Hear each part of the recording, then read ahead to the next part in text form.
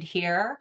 Welcome to the School Psychology Program Information Session. I'm Dr. Karen Camosa Hawkins. I'm the program director, and I'm joined today by Cheryl Hugo, our admissions counselor, which some of you may have already been in contact with. As you are likely aware, we do offer an on-campus and an online program. And today I'm just going to take a little bit of time to give some brief highlights on our program, and then we'll open it up for a Q&A. And so I am recording this session. We will make it available to you. I ask that you please reserve your questions until the end. And let's move on. Okay.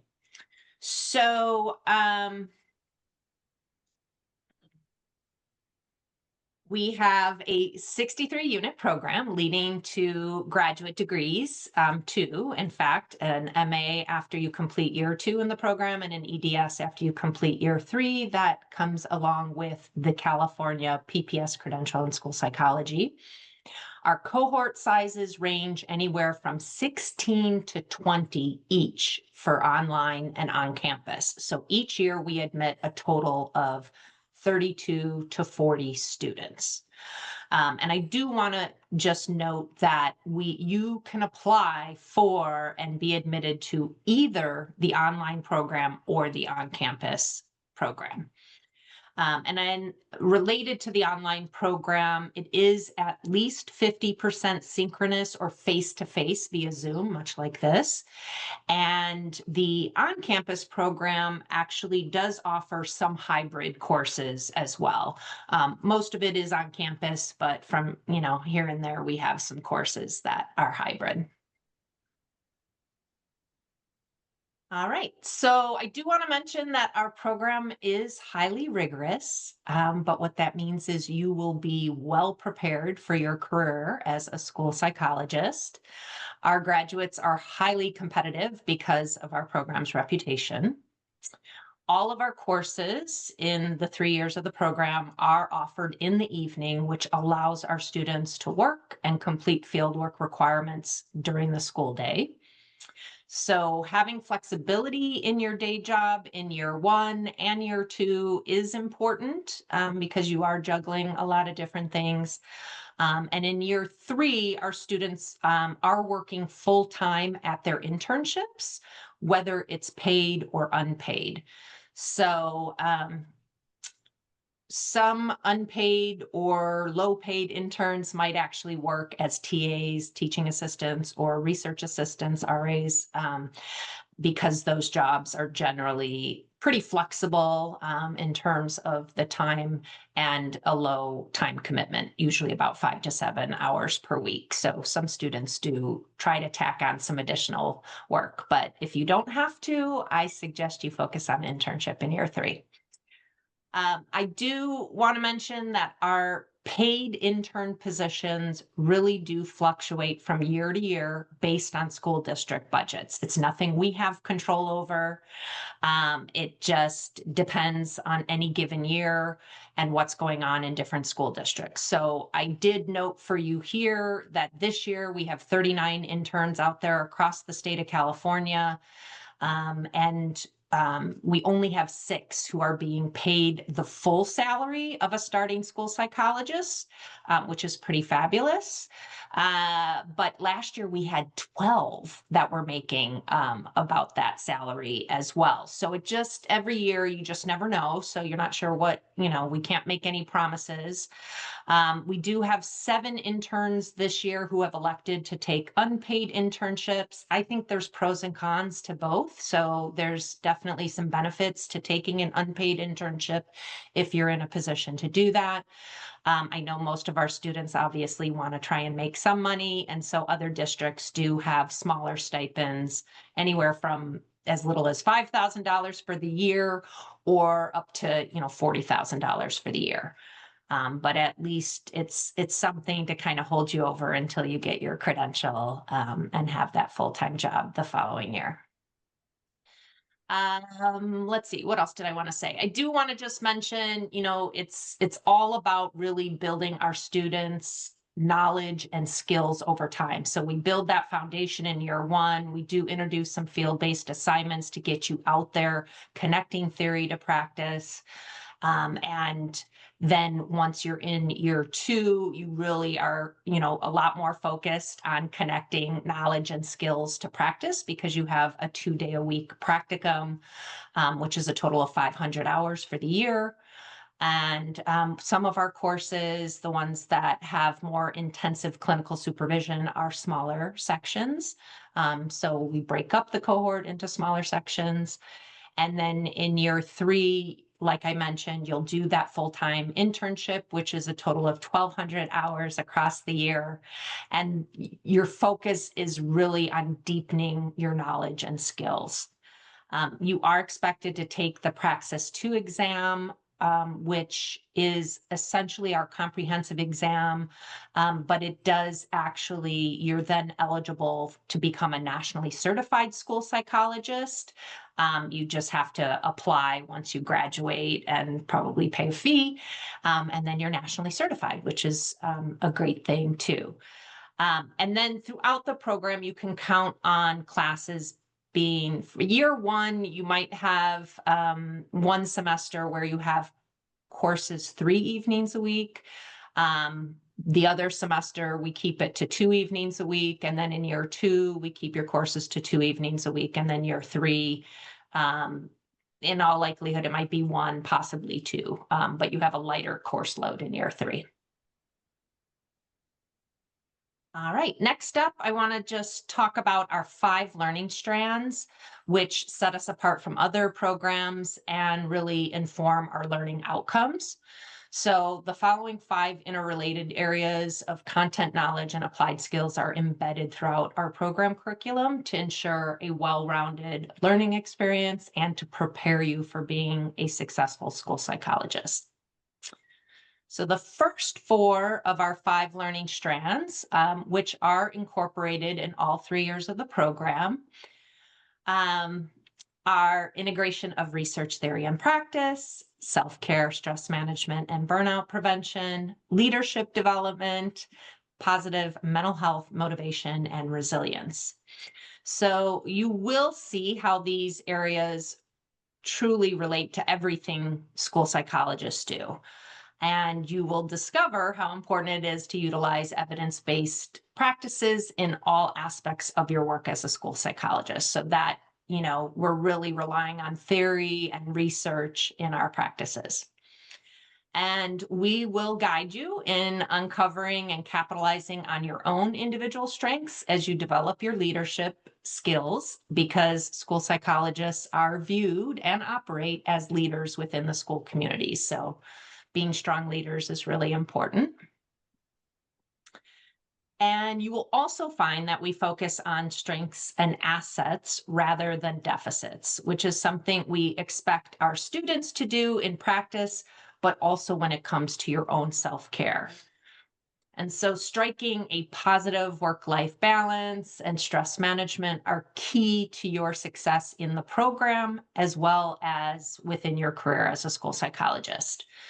So we incorporate activities and requirements to facilitate self-care and, your own resilience while you are building or promoting resilience in others. And as I promised, we do have 5 learning strands, and our 5th learning strand is social justice in action. And our students not only read about, reflect on, and discuss social justice, they are also putting social justice into action in a variety of ways within their field-based training, and within other program-related activities. So I just wanted to mention a couple examples. We just had one of our current students highlighted on the website, Angie Crawford. She's going into year 3, doing her internship this coming year. But her practicum site, a charter school, she really saw a need, and she essentially responded to that need by launching a grocery drive to support immigrant families in the community, and ended up serving over 120 families. So I thought that was just a great example of social justice in action. And then one other thing I wanted to mention is our Graduate Association of School Psychologists, or what we call GASP, participates in a lot of different community building activities and fundraising. They do 5Ks, for charity. But they also annually participate in a holiday adopt a family program where they collect, wrap, and deliver gifts to families of children with exceptional needs who are clients of a local regional center. So just another example of how we put social justice into action. So here are some photos from various events over time where our students have made a difference. One day I'm going to work on updating photos because I'm looking at some of these are a little more outdated. They've graduated some years ago now. But as I mentioned, GASP, our student organization, provides a number of benefits to our students, including just building community, leadership opportunities, information sharing, and mentoring. And aside from GASP and all that it has to offer, several of our students also have presented at our state and national conferences this year. So the California Association of School Psychologists, or CASP, and the National Association of School Psychologists, or NASP. And if you haven't found your way to those two websites, I encourage you to do so. It will be helpful to learn a lot more about just what school psychology is all about and the practice of school psychology. Although I say that, and NASP is about to, I think, shut down their website for a number of days. And I feel like, so maybe hold off a few days and then go back to their website. You might not be able to find things. And then also, as mentioned, through field-based assignments, you will gain hands-on experience in applying what you're learning beginning in year one of the program. And so the bottom right photo here is from a course where students apply their family consultation and collaboration skills. So in the photo are actually a number of students, but also some parents that they were working with and helping to advocate and access the special education world. Let's see what else. The photo in the upper right is from a 5K that some students did, and the bottom left is from a conference. Actually, the two on the left are from a conference. All right, and then one last photo of just showing some of our students, which we call candidates, and it looks like, I think they're all year 3 now, and it's a day at the beach, and Dr. Barbara Kadich is in the photo as well. Just an opportunity to build community across both our on-campus and online cohorts. So GASP does make an attempt to really try and plan things out to get people from across the state to be able to try and participate in different events. And in fact, they have a new student sort of event that they've planned on a Saturday before the fall semester starts, enough in advance that hopefully people can travel if they're a distance from LMU. All right, that brings us to our Q&A. So I'm going to stop sharing my screen so that I can see all of you. There we go. Or see some of you, see names and see some faces. And I'm going to have Cheryl sort of monitor the chat and see whatever questions you put in there. But if you want to just raise your hand to ask a question, then I can call on you and you can ask whatever question you have, and hopefully I have an answer.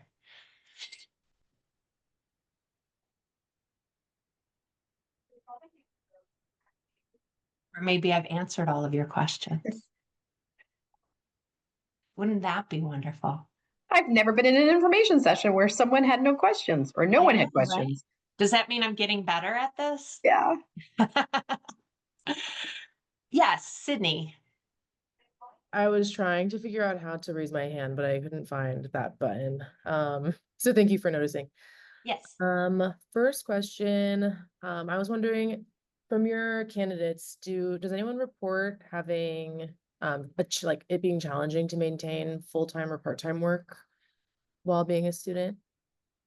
I think we definitely have candidates in the program in year one who work full-time. It is challenging because the program is rigorous. But we've had many students over time that have managed to do that. And, with, just kind of leaning on their support networks and kind of setting things up, it has worked. It's helpful if you have some sort of flexibility for when those field-based assignments hit in the spring semester, but it at least gives you some time to kind of talk with your employer about how you might work that in, and fit those in with, your work day and your work commitments.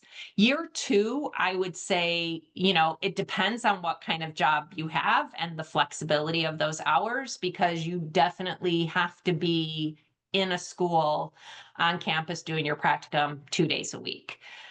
So, some people have jobs. I mean, through graduate school, I had 2 different jobs that probably equated to a full-time job, but they were both flexible hours. So I was able to work it around everything. But it's exhausting and it's a lot. And then by year 3, you really absolutely can't. But, that's where a lot of our students hope to get, at least an internship that pays something, right? Thank Other you. questions? Sure.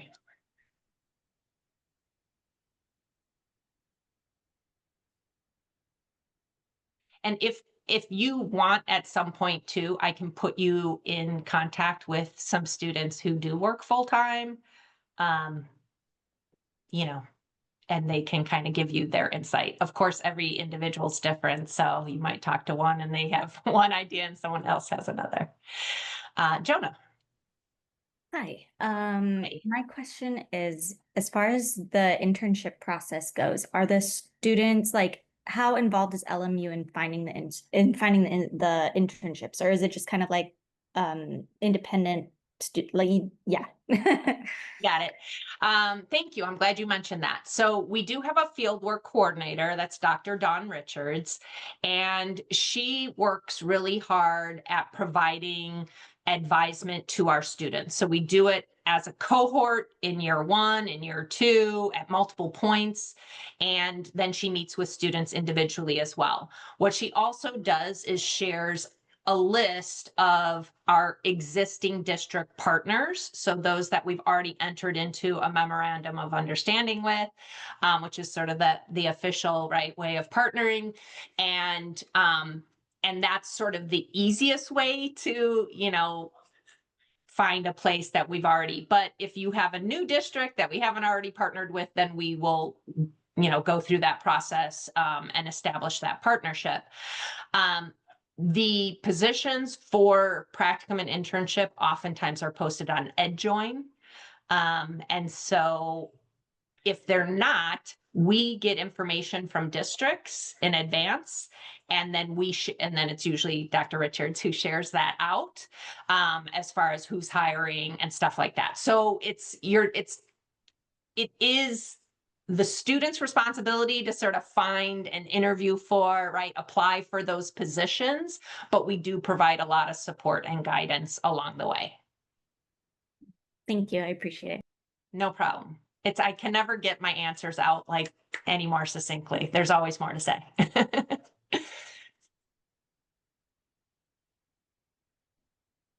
Any other questions? Sydney. I was wondering, does whether or not you take in-person or online courses, have you noticed that impact hiring at all? It's the same program, as far as the curriculum, our expectations, and just how involved our faculty are in making sure that you're prepared. So I do think that either route will prepare you. Everyone's a different type of learner. Everyone, right? There's different reasons and rationales for why one person will choose one over the other.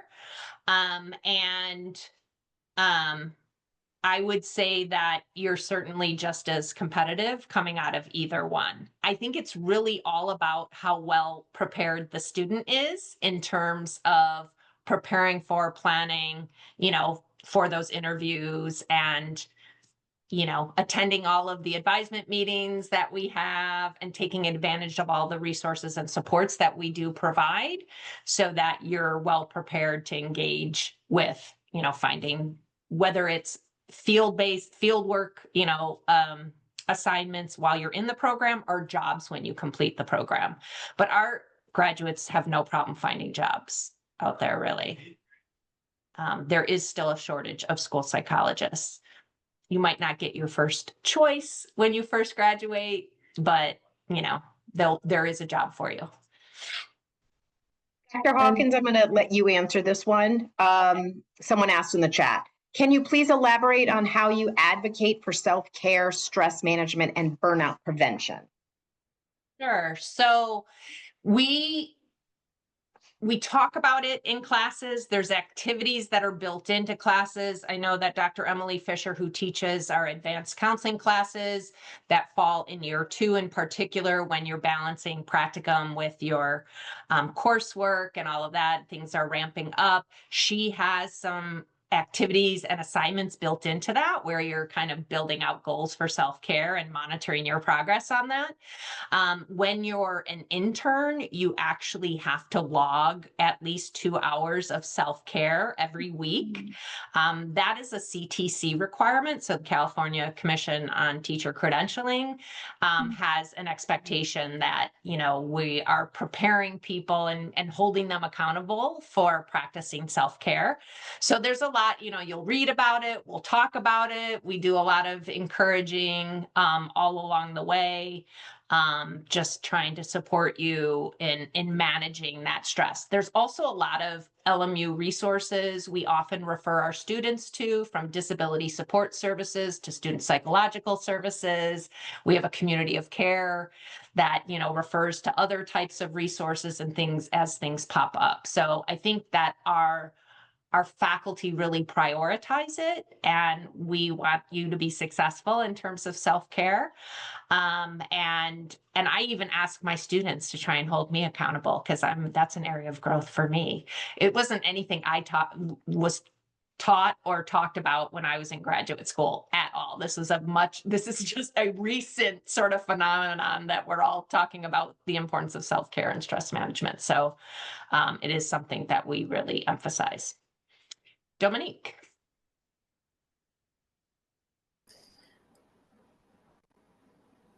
My question was, if you're living outside of the city, is it why can't we live outside of the state? So I'm living in Fresno, California, and was looking to move outside of the state. I was wondering, why would we have to live in the state to attend online? Yeah, so it is because of our accrediting bodies, particularly the California Commission on Teacher Credentialing. We're preparing you for that California PPS credential, and some of the requirements are different in other states. I will say this, from time to time, not that we encourage it, because it gets a little sticky and a little more complicated, and there's a little more planning and work on your end to do this, but we have had students who completed the first 2 years while living in state, and then their life circumstances changed maybe, and they moved to another state, and they did complete their internship in another state. We still saw them through. They still took some online classes with us that 3rd year while they were doing internship. But, we're kind of getting ahead of ourselves, but I think there is certainly room for that potentially, if down the line that's something you want to do. And then sometimes, we have students that graduate and then they get jobs in other states too. That's where that national certification is handy, assuming those states have reciprocity between states and accept the NCSP. Some don't, but nonetheless, you're still going to probably meet those other states' requirements. It's just we can't be responsible for 50 states and managing and making sure that you're meeting all of those requirements. We can only manage in California. Thank you. Sure. And we have had students in Fresno. In fact, one of our graduates is up there and in that area. Other questions? I see Cheryl furiously typing away, I think, in the chat. Maybe I should. They're sending them in, but maybe you can speak to this one, Dr. Hawkins, only because I know this is something everyone has a question with, and it'd be good for you to talk about it. What experience is recommended to be considered for a top candidate?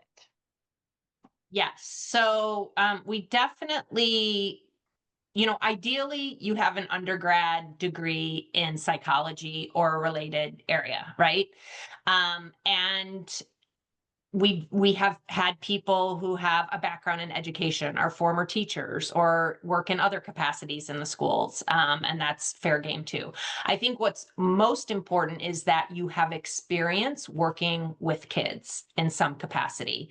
And so we do have folks who haven't necessarily worked in the schools, and then we have folks who changed careers and didn't necessarily get their undergrad degree in psychology, but then there's certain prerequisite courses you need to make sure that you have. So I think it's just making sure that you get as much experience as you can, to really demonstrate your commitment, your interest, make sure that you are even making the right career choice for yourself. But any experience you have working in schools or working with children in or out of schools, working with families, I think all of that will serve you well. My undergrad degree was not in psychology. It was in human development and family studies. I got a master's degree in counseling before I went to school psych. I had never worked in schools until I was in a school psych program. So there's definitely different pathways and routes that you can take to get to the same endpoint. Any other questions? Yeah, I have a question. Yes, Kathy. You mentioned that the PPS part, is that after the third year, is that correct? Yes. So is that the same thing that the school counselors use So there are to be a different school types. counselor? Yeah, it's a different PPS credential. So there are pupil personnel services credentials in school psychology, in school counseling, in school social work. So there's Oh, I different see. areas of specialization. I So see. yeah, exactly. Going through our program, you get the PPS credential in school psychology. Got it, got it. Thanks for that clarification. Sure. I had a question. I don't see where I can raise my hand. Hi, My name is- Jim. Hi, thank you.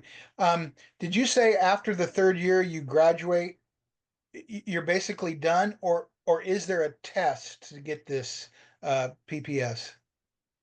So the test that you take is the Praxis 2 exam, which is an ETS exam. So it's an external, the testing service or whatever that manages it. But you take that going into or early in your third year in the program. So you have to pass that exam in order to graduate from our program.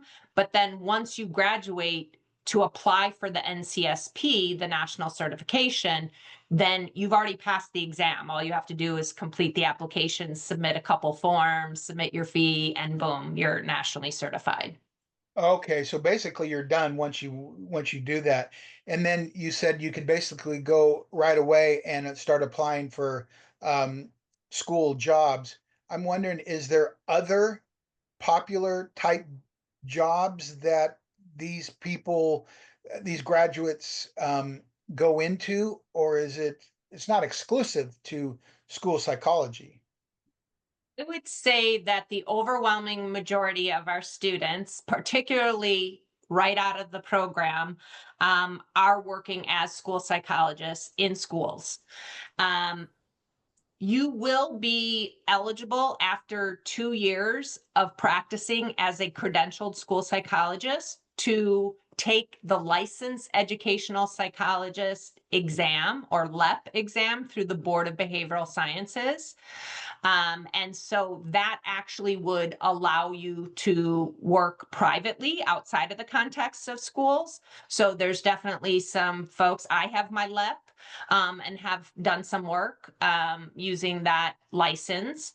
And so that's, just gives you other opportunities to pursue.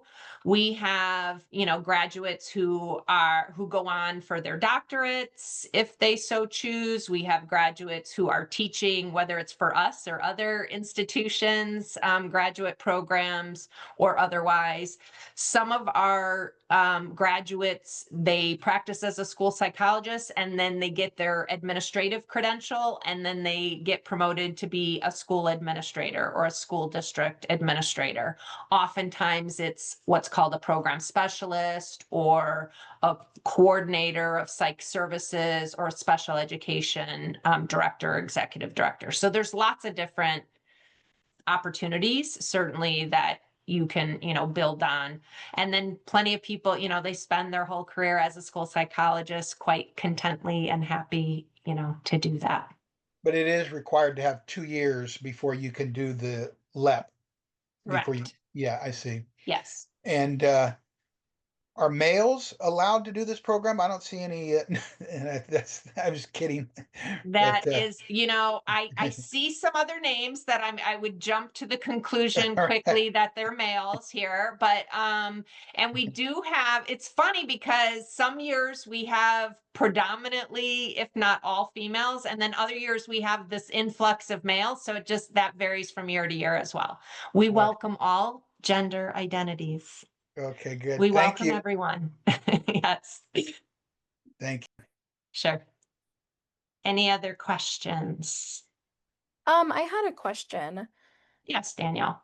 So I was just wondering, I had met with Cheryl previously too to kind of discuss this, but I was wanting to clarify that to get the PPS for school psychology versus school counselor, what are the main differences working in a school versus being a psychologist or being a counselor? So that's sort of a loaded question because as a mental health provider, there's lots of different routes you could take or careers that you could have, right? So if you were exploring our counseling program, for instance, they have different tracks. You could be a counselor who works in higher education. You could be a counselor who is a credentialed school counselor in the K through 12 world. You could be a mental health counselor who is working in a community mental health agency or privately, with your license. So, there's lots of different types of counselors. And then, school psychologists, it is a highly specialized field. We are preparing you to not only provide counseling services, but you also are conducting psychoeducational assessments to help identify whether students have exceptional needs that require an individualized education program or IEP. And so you provide a lot of consultation. There's a lot more, I think. There's 10 different domains of practice for a school psychologist. So I encourage you to look on NASP's website, nasponline.org, and just do a little more exploration in terms of what really a school psychologist does and the different domains of practice. But yeah, there's so many different, and then there's licensed marriage and family therapists. There's licensed social workers who work outside of schools or in schools. So there's lots of different career paths, certainly, that, have some points where they overlap, right? Because we all see ourselves as mental health professionals. But I think what's unique to school psychologists from other mental health professionals practicing at the master's level is the assessment piece, is really kind of the primary area. Okay, thank you. That actually clarifies a lot. Thank you. Oh, good. I could go on forever about it, but yeah. Other questions? Did I get everyone's? Is there anyone's question that I missed?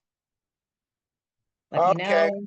Okay, one last question. You said that there's a demand for school psychologists. That's today, 2025.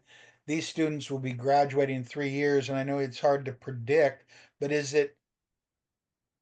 it seem like there's going to be a continued demand for this, or is there some sort of a shortage, or where do you kind of get that information? Yeah, so there has been a shortage for quite some time.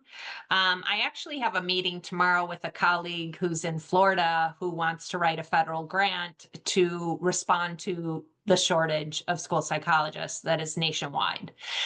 And so he reached out to me because of our online program, and the focus is to really find school psychs to work in high need areas or areas that are hard to fill, right?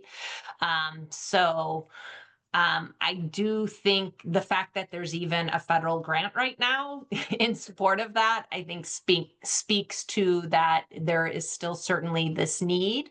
Again, it's going to depend where you are and where you want to work. And some areas are in more need than others. And some areas have different needs than others, right? Some areas, there's a much higher need for bilingual school psychologists, for instance, as one example. Got it. Thank you. Sure. Sydney. Do your candidates ever pursue BCBAs during or after the program? Yeah, good question. I think some of our candidates who apply come in with BCBAs. Most, though, I would say probably work as behavioral aides or whatever. They don't have their BCBAs, but they have a background in behavior analysis and kind of applying those skills. But I think some definitely pursue the BCBA after they graduate. By all means, I know we have I know of one of our faculty, but there might be more than one. One comes to mind who has her BCBA. And then I know some of our graduates, our alum from a number of years ago, actually started a practice on their own as BCBAs and providing behavior services. So I think it's ripe for, kind of adding that on and pursuing other sorts of options. And it certainly helps your practice as a school psychologist, but it's not required. I mean, you learn how to conduct functional behavior assessments and develop behavior intervention plans in the program, and then you're putting that into practice in your field-based training. Do you think it makes you more competitive as a hire once you graduate?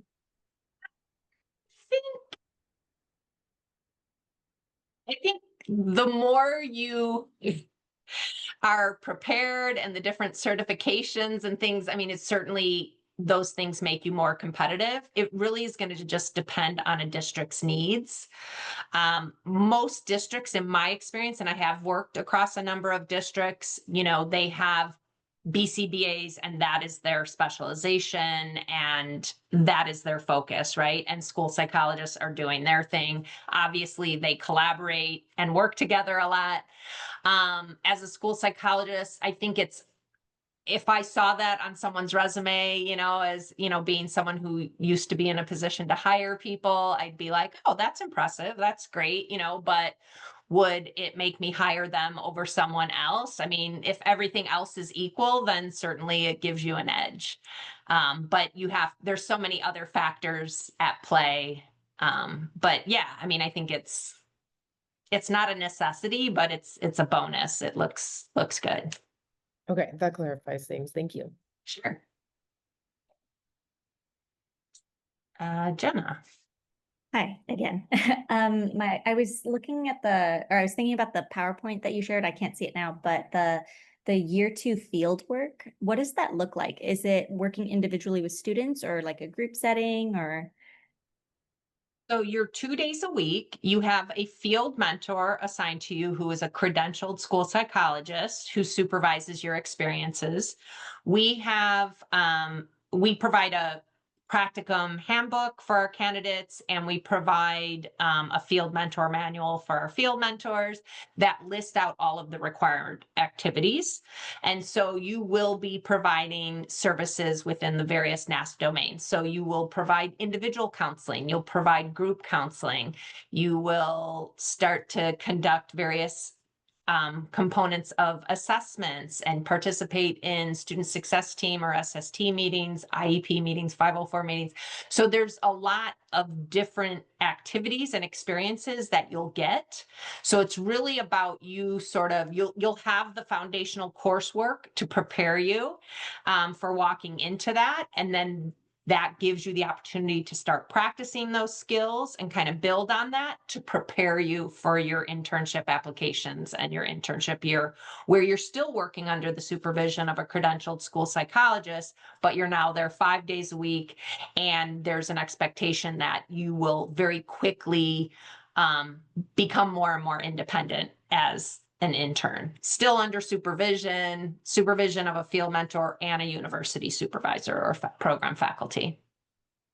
Got it. Thank you so much. Sure. All great questions.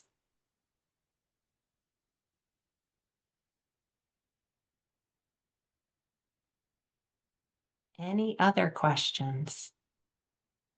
Big or small? I'll try and tackle them all. Sydney. Just based off what you guys noticed maybe this past year, what does a hybrid schedule typically look like if you get accepted into the in-person cohort? Good question. So I would say year one, you can count on, if you're in the on-campus cohort, you can count on your classes all being on campus.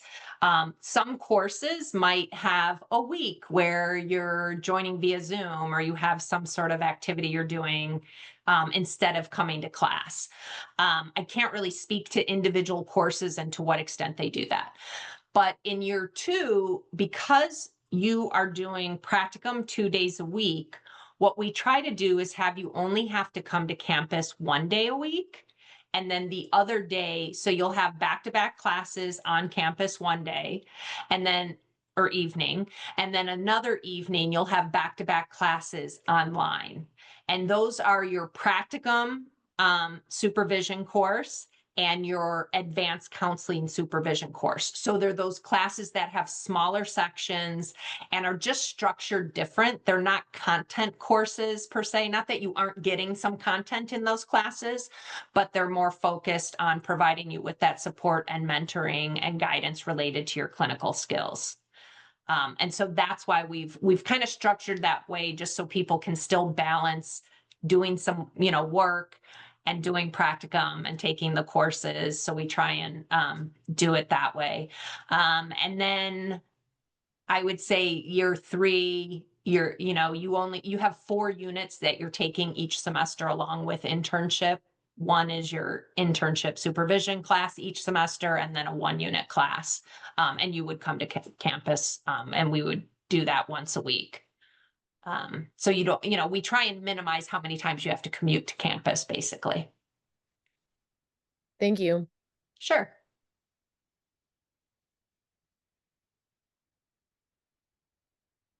Sorry, I was reading the chat, the question that just came up. Are you good with that one, Cheryl, with the LPCC LEP? Sorry, I just saw that. It's the only end of it. It is not correct. That has nothing to do with the LEP. Am I correct on that, Dr. Hawkins? Right. So the LPCC is the licensed professional clinical counselor that you would get if you were in the counseling program studying mental health counseling. That allows you to go into private practice or work in a community mental health agency as a professional clinical counselor. That LEP, completely different license, is what we're preparing you to obtain. The LEP is a much more straightforward and easy license to get, actually, because you're just taking an exam after 2 years of practice as a school psychologist. We have a lot more field work that's tied to your training program, whereas the counseling program, they have some field work too that's embedded, just not as much as we do. And so they're doing that supervised practice following their degree program. So they're working as counseling associates, I think it's called, while you're working toward your licensure hours, which are a number you have to put in. But anyway, I digress. That was, hopefully that was a good enough kind of differentiation between those two. You Dominique. actually need 3,000 supervised hours after you graduate from the counseling program to get your LPCC. So it is definitely much more challenging than the LEP. Yeah. Dominique.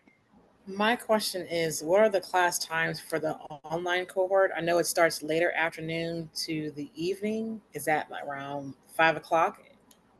So classes, our first class starts at 4:30 and goes till 7 o'clock. And then our second class goes from 7:15 to 9:45. That's in the fall and the spring. In the summer sessions, and there you will have classes in the summer as well for one or the other summer session. It's an intensive 6-week summer session. And so the classes are actually twice a week, and it goes from 4 to 7. Am I getting this right? 4 to 7, and then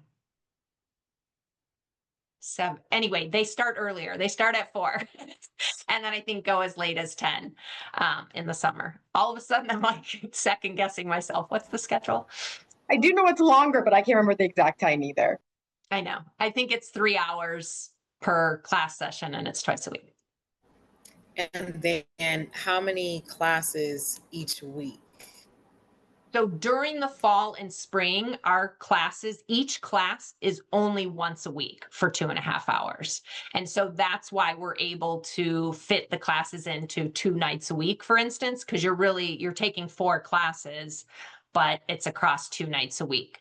There is that one semester in year 1 where you have an additional 1 unit course that falls onto a 3rd evening.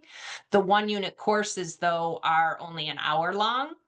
And so those might start at 5 or even 5:15. So if it's a 1 unit or 2, and we do have a couple 2 unit classes, those hours sometimes, it varies from what I just said. But what I said, 4:30 to 7, 7:15 to 9:45, those are the standard times where all the classes meet. Yeah. Thank you. Sure. See, there's always more to explain, There's It's never a as simple answer. No. It's like exceptions to every rule. Other questions? Don't be shy. Get all of your questions answered now. Not that you can't reach out to us later. Dominique.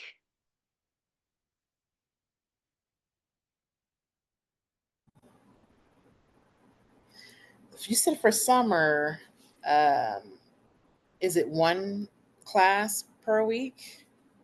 So summer classes, because it's 6 weeks that we're fitting in a whole semester, it is each class that you take is twice a week.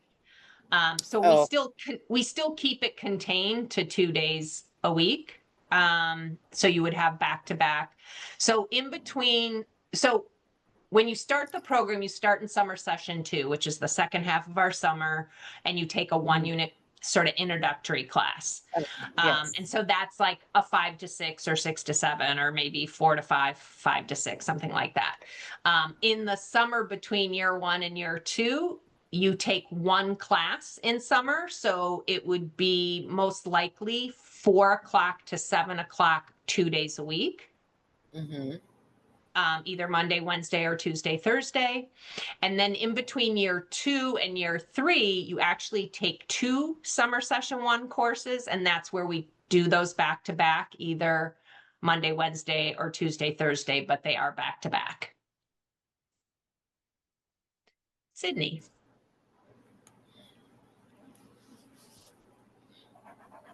Oh, sorry. I was looking at the website and noticed that there's application info for the summer sessions in the coming year.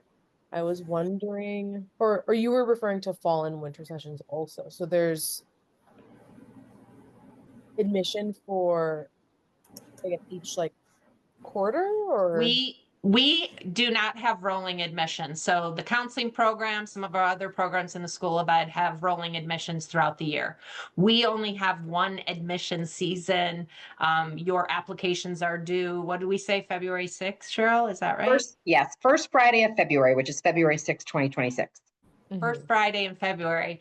And so and then what happens is all the applications come in, we review them all, and then we invite about 70-ish people for interviews. You come for group interviews, and then from there we make decisions based on that. So it's just, and then you find out March-ish, and then you have to make a commitment by April 15th.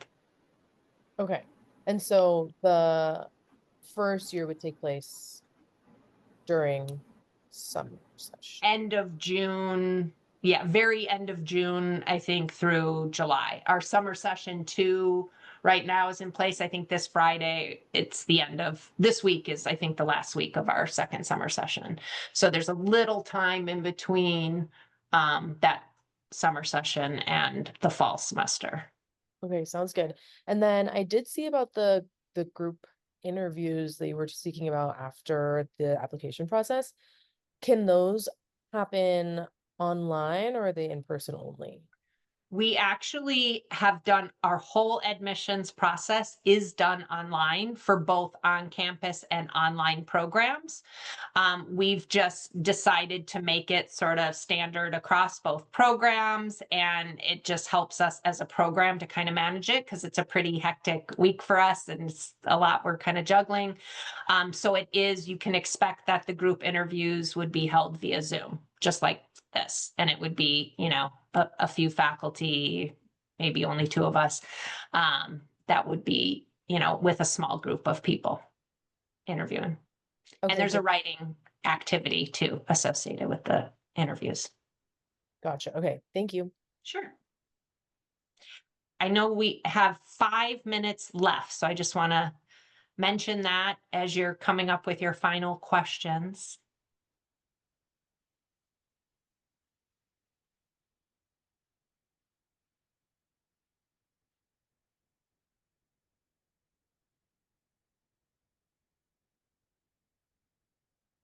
I trust we got the chat all covered. I haven't even looked at it, Cheryl. I believe I got everybody. I also put my email in there in case anybody thinks of Awesome. anything or I missed your question.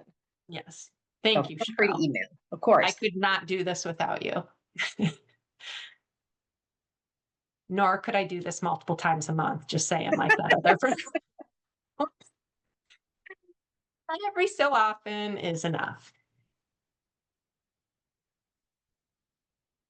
All right. Well, if there aren't any other questions, appreciate you being here, appreciate your interest. Do not hesitate to reach out to us if you think of any other questions. Cheryl's great. And if she doesn't have the answer, she reaches out to me or she puts you in contact with a current student.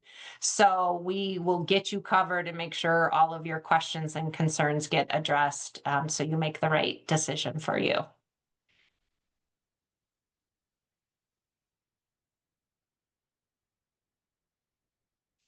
Take care.